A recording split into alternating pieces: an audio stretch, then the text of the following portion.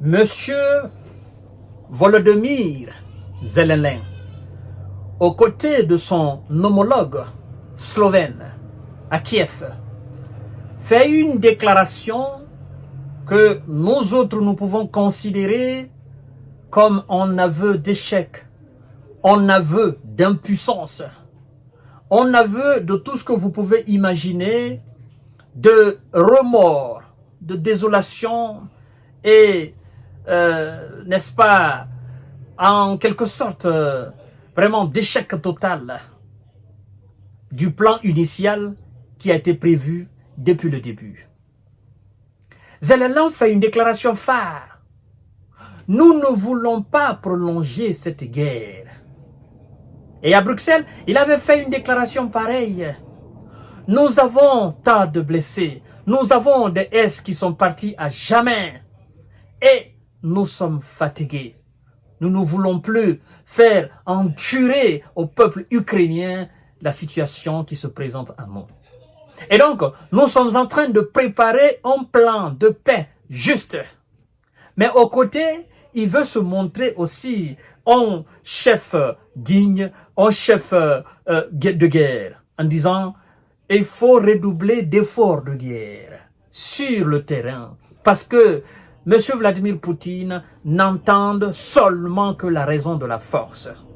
Et donc, c'est vrai que nous sommes en train de travailler sur ce plan de paix, mais nous demandons à nos alliés de nous soutenir militairement. Nous demandons à ceux qu'ils nous aident, n'est-ce pas, à solidifier notre industrie complexe militaro-industrielle ukrainienne. Mesdames et messieurs, Zelensky est fatigué. Et les alliés de Zelensky sont fatigués.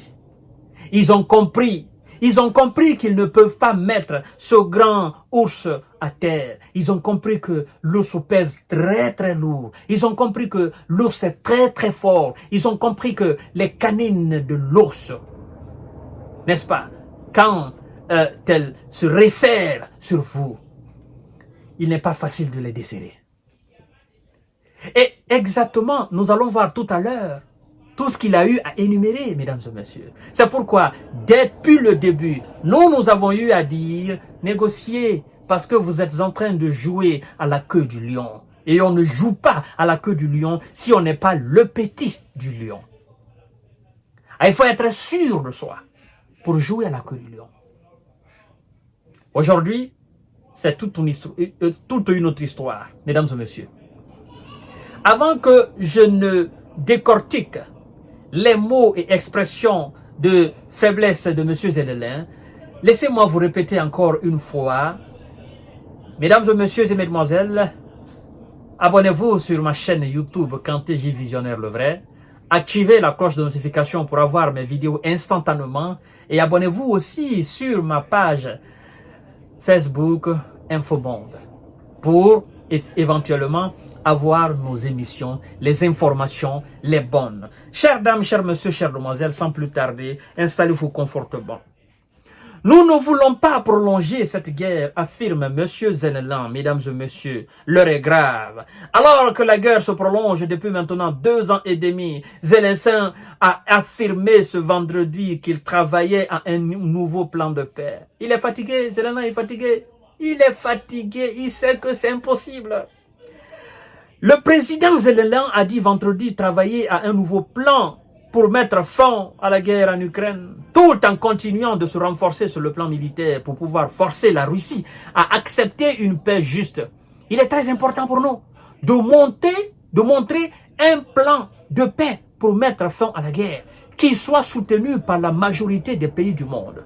Ça, c'est ce qu'on fait, n'est-ce pas, sur le plan diplomatique, a-t-il dit lors d'une conférence de presse à Kiev, aux côtés de son homologue slovène, Nataša Pirc-Musar. Il dit, je cite, mesdames et messieurs, écoutez très bien, il dit, je cite très bien, nous ne voulons pas prolonger cette guerre et nous devons arriver à une paix juste le plus vite possible. Ils veulent masquer la défaite totale, quitte même à accepter certainement les conditions de Vladimir Poutine.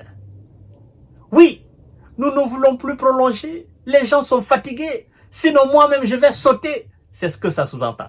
On continue avec les déclarations de Zelensky. Il dit, je cite, mesdames et messieurs, Zelensky a également insisté sur le fait que son pays devait en parallèle muscler son industrie militaire, car la Russie ne comprend que la force et ne respecte que l'effort. Ce sont deux choses en parallèle, être fort sur le champ de bataille et développer un plan clair et détaillé qui sera prêt cette année. A-t-il insisté? Il dit, je cite, l'Ukraine a déjà proposé en 2022, soit l'année de son invasion par la Russie, un plan de paix en 10 points soutenu par l'Occident, impliquant le retrait inconditionnel des forces russes du territoire ukrainien.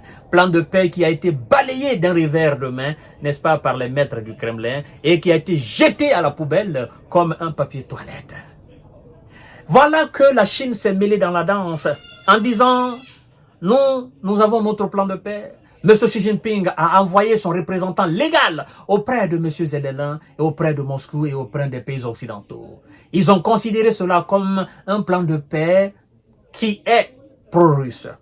L'Afrique a dépêché une délégation à la tête. M. Cyril Ramaphosa, son excellence, le président qui vient d'être élu, n'est-ce pas, à la tête de l'Afrique du Sud, qui est aussi membre de BRICS, mais cette fois, il était représentant de la délégation africaine, présentant un plan de paix.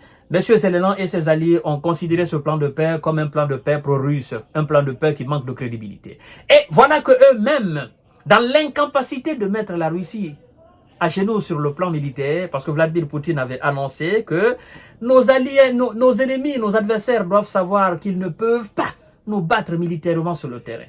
Puisqu'il voulait constater, il voulait toucher du doigt cette même thèse de Vladimir Poutine, après avoir touché du doigt cette réalité, ils veulent maintenant passer par M. Zelensky. Ils sont en train de mettre une pression insupportable dans l'ombre sur M. Zelensky pour qu'il puisse réellement accepter, n'est-ce pas, un plan de paix. Un plan de paix qui avait été annoncé par le secrétaire d'État américain en 2023, si j'ai bonne souvenance. Il avait dit, je cite, il arrivera un moment où les Ukrainiens vont accepter la redéfinition de leurs frontières. Et c'est ce qu'on est en train d'assister. À l'époque, j'avais fait une émission pour dire, ah, c'est le secrétaire d'État américain qui vient de le dire, qu'il arrivera un moment où il va falloir négocier les frontières de l'Ukraine. Et nous sommes en train d'assister à ce moment-là, parce que le président même de ce pays, lui-même, il est fatigué. Mesdames et messieurs, au sommet pour la paix en lieu aussi en Suisse mi-juin à l'initiative de l'Ukraine, dont la Russie avait été exclue. Alors, chères dames, chers messieurs, chères demoiselles, eux, ils parlent de capitulation. La Russie n'a pas demandé de capitulation. Elle a posé juste deux conditions.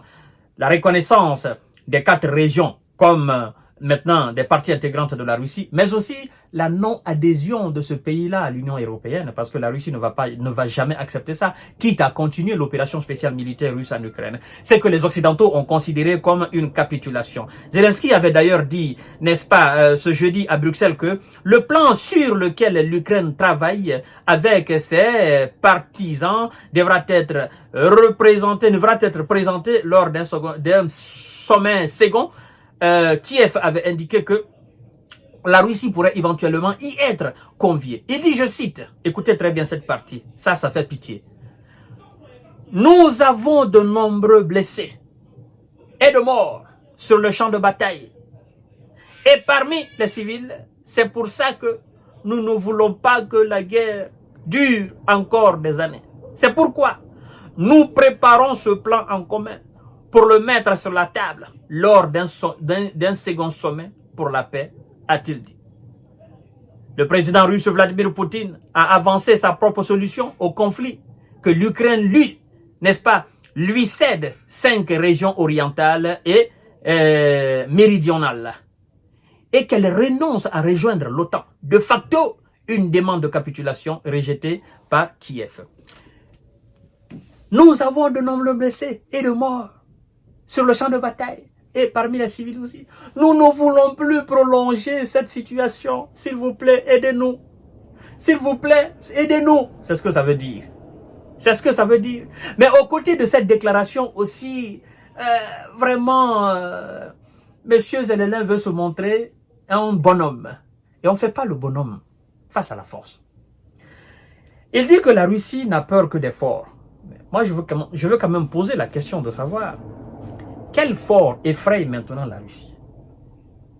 Parce que si les États-Unis, avec leur armada militaire, n'arrivent pas à effrayer la Russie, avec tout ce qu'ils ont déployé, avec tous les moyens qu'ils ont déployés, sur cette planète Terre, Monsieur Zelensky, il faudrait que vous nous dites, en réalité, qui est fort pour effrayer la Russie?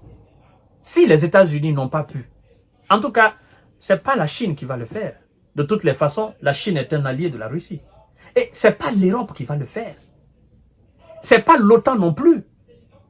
Parce que l'OTAN, qui est considérée comme l'organisation la plus puissante au monde, militairement, cette OTAN est en train de faire face à Vladimir Poutine en Ukraine. Et c'est cette OTAN qui vient d'échouer et qui est en train d'échouer. Parce que l'Ukraine est en train de perdre ses territoires. Alors, M. Zelensky, qui est maintenant fort pour effrayer la Russie? C'est ça, vous faites le problème. Je vais vous dire, parce que vous ne connaissez pas qui est fort.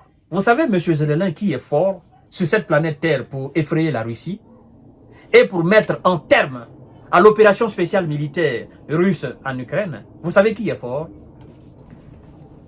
C'est la sincérité, l'honnêteté et la droiture. La sincérité, l'honnêteté, la droiture. Sincérité par rapport aux engagements pris. Honnêteté, n'est-ce pas, dans la signature des accords. Vous comprenez, M. Zelensky? Voilà. Vous signez des accords, vous respectez, vous êtes sincère, vous êtes honnête. Et vous appliquez à la lettre ce que vous avez convenu, dont j'appelle droiture. Ces deux choses-là, ces trois choses-là sont plus fortes. Et c'est de ces trois choses-là la Russie a peur. Quelqu'un qui respecte ses engagements, qui est sincère, n'est-ce pas, dans une coopération ou dans un accord, quelqu'un qui est sincère, quelqu'un qui est honnête en faisant cela, et quelqu'un qui est droit, les responsables russes ont peur de vous. La puissance militaire, n'est-ce pas, l'arsenal militaire russe, les bombes nucléaires russes ont peur de ces trois choses-là. Mais si vous voulez vous montrer malhonnête, vous voulez vous montrer plus rusé, vous pensez que la Russie est facilement manipulable, ah là, vous devenez plus faible. Même si vous avez toutes les bombes nucléaires au monde, vous devenez plus faible face à cette Russie-là. Parce que elle comprendra que vous êtes en train, ou bien vous avez l'intention de piétiner, n'est-ce pas, sa dignité. Et c'est ce qu'on est en train d'assister. Vous avez refusé de respecter les accords de Minsk. Vous avez signé vous étiez aussi en Turquie, à Istanbul, pour des accords que vous avez refusés. On vous a poussé à refuser. Et maintenant que la Russie est entrée dans sa peau de guerre, vous vous dites, non, il faut envoyer les forts. Qui est fort? Personne n'est fort militairement face à ces gens-là. Mais puisque vous-même vous avez compris, et vous dites que vous ne voulez plus que la situation prolonge, ben, c'est une bonne nouvelle, mesdames et messieurs. Pourvu qu'il présente un plan qui sera accepté par le Kremlin. A tout à l'heure pour notre série d'informations de décortiquage. Partagez la vidéo dans tous les groupes possibles. Continuez à vous abonner sur cette chaîne Kanté J Visionnaire le vrai. Et, mesdames et messieurs, sur ma chaîne aussi Facebook Infomonde. Merci beaucoup.